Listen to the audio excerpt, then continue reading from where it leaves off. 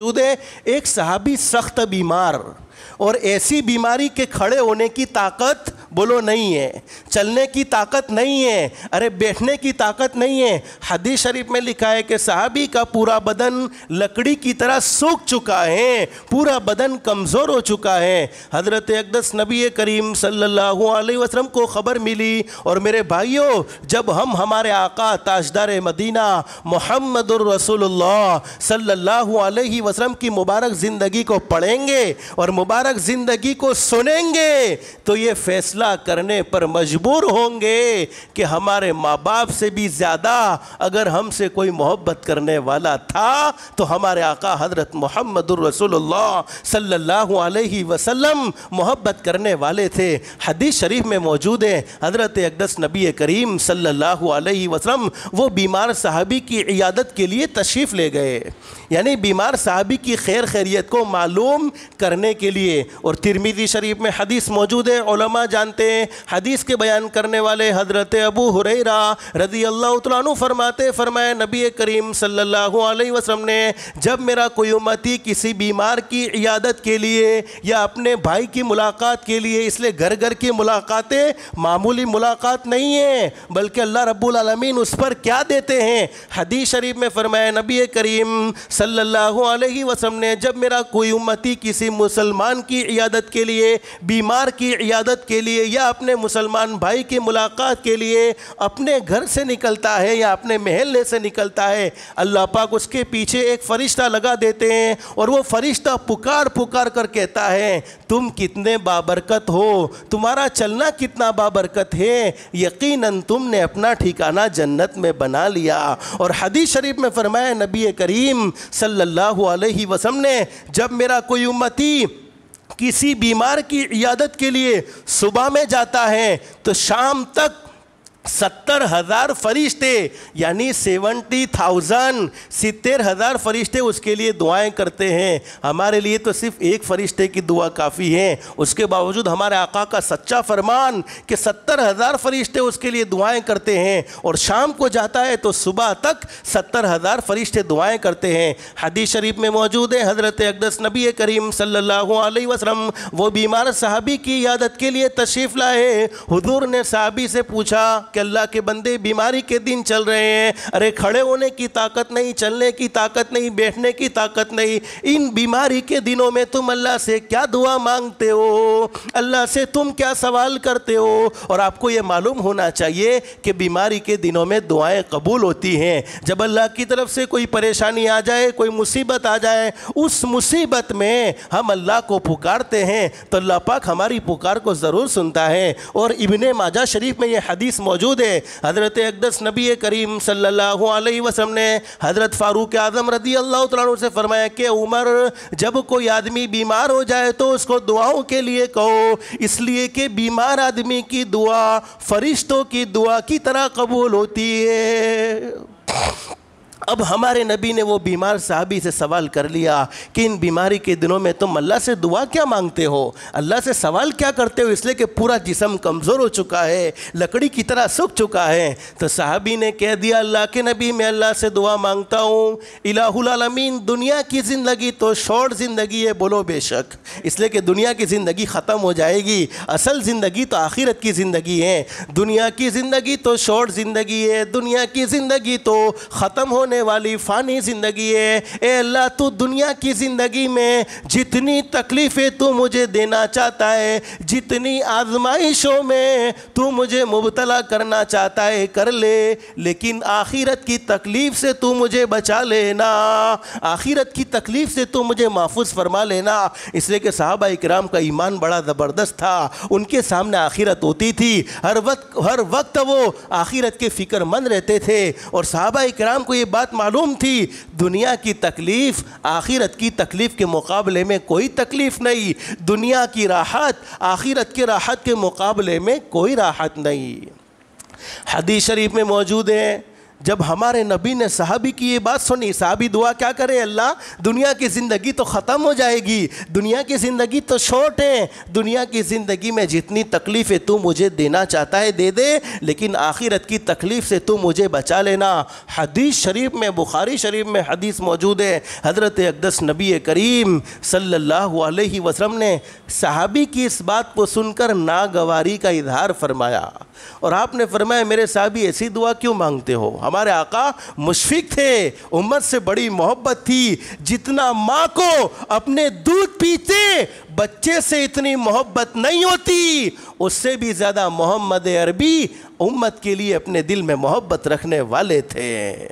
हमारे नबी ने फरमाया, मेरे साहबी तुम दुनिया की तकलीफ़ को बर्दाश्त नहीं कर सकते। बोलो होती है बर्दाश्त? ना हम थोड़ी सी गर्मी को बर्दाश्त कर सकते हैं, ना हम थोड़ी सी सर्दी को बर्दाश्त कर सकते हैं, ना हम थोड़ा सा कोई और दुख अपनी ज़िंदगी में आ जाए और उसे बर्दाश्त कर सकते हैं, हरगिज़ बर्दाश्त नहीं कर सकते। हमारे नबी ने फरमाया, मेरे साहबी ऐसी दुआ ना मांगो। तुमने ऐसी दुआ क्यों मांगी? इसलिए कि ना तुम दुनिया की तकलीफ़ को बर्दाश्त कर सकते हो, और जब दुनिया की तकलीफ़ बर्दाश्त नहीं होती तो बोलो आखिरत की होगी? नहीं होगी। दुनिया की बर्दाश्त नहीं तो आखिरत की कैसे बर्दाश्त होगी। अब सहाबी ने पूछा, अल्लाह के नबी मैं कौन सी दुआ मांगूँ? बस वो दुआ मैं आपको बतलाऊंगा, करोगे इंशाअल्लाह अमल, और उस दुआ को पढ़ने की बरकत से, उस दुआ को मांगने की बरकत से अल्लाह पाक ज़िंदगियों में सुकून और इत्मीनान भर देगा इंशाअल्लाह। और हम सबका ये अक़ीदा होना चाहिए, हाकिम की हुकूमत में वो पावर नहीं, डॉक्टरों की दवाइयों में वो पावर नहीं, तबीबों की हिकमत में, हकीमों की हिकमत में वो पावर नहीं, जो मोहम्मद अरबी सल्लल्लाहु अलैहि वसल्लम की ज़ुबान मुबारक से निकले हुए कलिमात में पावर है। इसलिए कि जिनके सदक़े में अल्लाह ने पूरी कायनात को सजाया। और कुरान करीम में अल्लाह क्या फरमाते, वमा यंतिक़ु अनिल हवा इन हुवा इल्ला वह्युन यूहा। अल्लाह फरमाते, मेरे महबूब कभी अपनी मर्ज़ी से बोलते नहीं थे, मेरे महबूब कभी अपनी मर्ज़ी से बात नहीं करते थे, मेरे महबूब जो भी बोलते थे ज़ुबान तो मोहम्मद अरबी सल्लल्लाहु अलैहि वसल्लम की होती थी, कलाम तो ख़ुद रब्बुल आलमीन का होता था।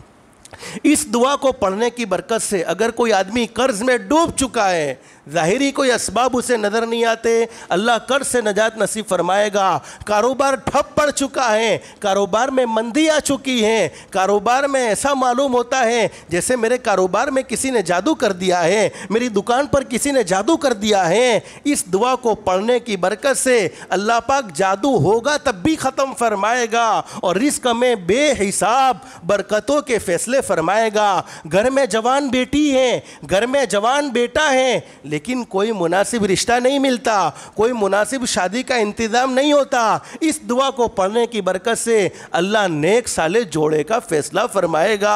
अगर शादी हो चुकी है, घर में शादी हो चुकी है लेकिन औलाद नहीं हो रही, मेडिकल चेकअप कंप्लीट करवा लिया, दोनों कंप्लीट है, लेकिन अभी तक कोई औलाद होती नहीं है, गोद भरती नहीं है, इस दुआ को पढ़ने की बरकत से अल्लाह पाक नेक साले औलाद के पैदा होने के फ़ैसले फरमाएगा। अल गर्ज़, दुनिया में जितनी हमारी ज़रूरतें हैं, जितनी हमारी राहतें हैं, जितनी हमारी आराम की चीज़ें हैं, तमाम की तमाम चीज़ें अल्लाह पाक अपने ख़ज़ाना ग़ैब से नसीब फरमाएगा। जैसे कोई आदमी किराए के मकान में रहता है, किराया भर भर के थक चुका है, अब वो वसअत नहीं, वो ताकत नहीं कि हर महीने का किराया अदा कर सके, अल्लाह पाक इस दुआ को पढ़ने की बरकत से ज़ाती मकान के फ़ैसले फरमाएगा। यानी दुनिया में जितनी हमारी ज़रूरतें हैं, तमाम की तमाम ज़रूरतें मिल जाएगी। और मैं ये कोई कमज़ोर हदीस ज़िक्र नहीं करता, बुखारी शरीफ की हदीस आपके सामने ज़िक्र करता हूँ। अल्लाह ने बहुत सौ को बैतुल्लाह जाने की सआदत नसीब फरमाई होगी, जो जाकर आए अल्लाह इनके हज को भी कबूल फरमाए, उम्रा को भी कबूल फरमाए, और नहीं गए तो दिल से दुआ कर लो अल्लाह हर एक के लिए आफियत के साथ, अदब के साथ हाज़री नसीब फरमाए। दौरान तवाब भी बहुत सौ ने ये दुआ सुनी होगी, वो दुआ कुरान करीम के दूसरे पारे में मौजूद है। अगर आपको याद है, अक्सर को याद होगी, नहीं याद तो अपने इमाम साहब से आकर पूछ लेवे और लिखवा लेवे। कुरान करीम के दूसरे पारे में मौजूद है, रब्बना आतिना फिद दुनिया हसना हसनतौ व फिल आखिरति हसना हसनतौ व क़िना अज़ाबन नार। अक्सर को ये दुआ याद होगी, सिर्फ सुन्नत समझ कर पढ़ने का एहतिमाम करना है। रब्बना आतिना आतिना फिद दुनिया हसना। अब दुआ का तर्जमा भी कितना प्यारा तर्जमा, हमारे आका की ज़ुबान मुबारक से निकले हुए कलिमात मामूली कलिमात नहीं है। जिन कलिमात को अल्लाह ने कुरान करीम की आयत बनाया हो, क्या वो मामूली कलिमात होंगे?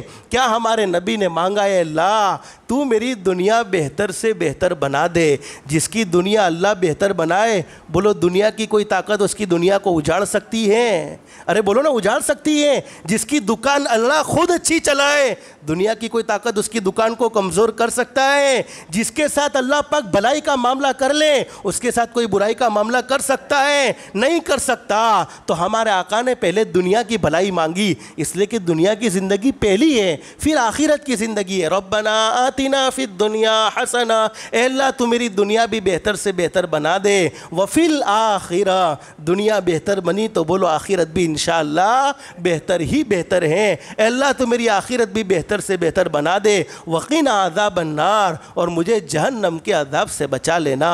हदीस शरीफ में मौजूद है, हज़रत अनस रज़ी अल्लाह तआला अन्हु हदीस के बयान करने वाले सहाबी फरमाते हैं कि वो बीमार सहाबी ने, जिनके अंदर खड़े होने की ताकत नहीं थी, चलने की ताकत नहीं थी, बैठने की ताकत नहीं थी, पूरा जिस्म लकड़ी की तरह सूख चुका था, इस दुआ को पढ़ने का एहतमाम किया। अल्लाह ने मुकम्मल शिफा नसीब फरमा दी, मुकम्मल तंदुरुस्ती नसीब फरमा दी। उलमा ने लिखा है कि जो आदमी लाइलाज बीमारी में मुब्तला हो जाए, ऐसी बीमारी के डॉक्टर जवाब दे चुके हैं, ऐसी बीमारी के तबीब जवाब दे चुके हैं, ऐसी बीमारी के हकीम जवाब दे चुके हैं, वही आयत करीमा को पढ़े, अल्लाह पाक उसके लिए आफियत का मामला फरमाएगा। अब आपका सवाल ये होगा कि कब पढ़ना है, कितनी मरतबा पढ़ना है? तो पढ़ने की कोई तादाद फिक्स नहीं है, जितना चाहो इतना पढ़ सकते हो। हर फ़र्ज़ नमाज के बाद पढ़ो, सुबह शाम 100 मरतबा पढ़ो। जितनी तुम अल्लाह से भलाइयाँ चाहते हो उतना पढ़ो। जितनी दुआएं अल्लाह से ज़्यादा मांगोगे उतना इनाम अल्लाह की तरफ से ज़्यादा मिलेगा इंशाअल्लाह। अल्लाह से दिल से दुआ कर लो, अल्लाह हमारी दुनिया भी बेहतर से बेहतर बनाए और आखिरत भी बेहतर से बेहतर बनाए।